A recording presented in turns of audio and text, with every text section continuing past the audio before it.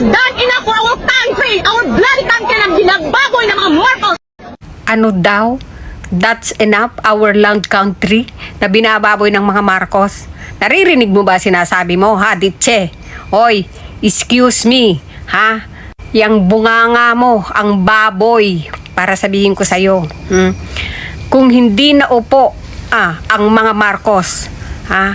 Paano na? China na ang bansa mo. Wala ka nang dadat ng Pilipinas. Tanga. Huwag kayong magkunyari na mahal nyo ang Pilipinas dahil hindi Pilipinas ang mahal nyo, mga gaga. Ang mga Duterte ang mahal nyo, hindi ang Pilipinas.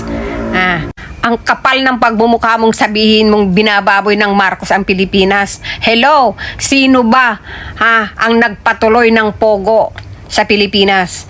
Nung nasa Malacanang pa ang Duterte, sino ang nagpatuloy ng labas-pasok na drug lord sa Malacanang? Sino ang nagpapatuloy ng mga pokpok sa Malacanang? Ngayon sasabihin nyo ang Marcos ang baboy? Kung magsalita kayo, kala nyo pinaglalaban nyo ang Pilipinas?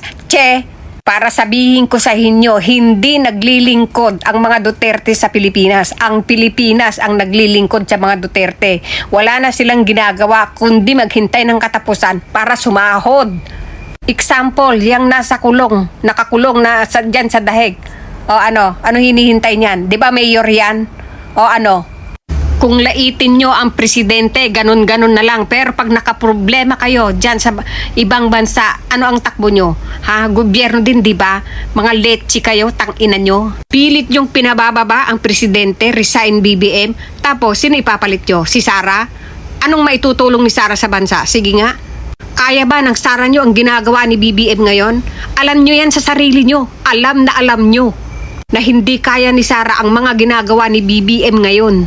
Kung hindi dahil sa isang Marcos, hanggang ngayon ninanakawan pa rin ang Pilipinas. Hanggang ngayon nandyan pa rin sa Senado ang mga kurap. Si Marcos lang ang may lakas na loob na nagsiwalat ng mga buwaya sa loob ng Malacanang. Tapos sasabihin nyo si Marcos ang baboy. Tangina itong mga ito. Alam nyo kung ano ang natitira lang sa inyo. Puro lang kayo yabang pero wala kayong alam.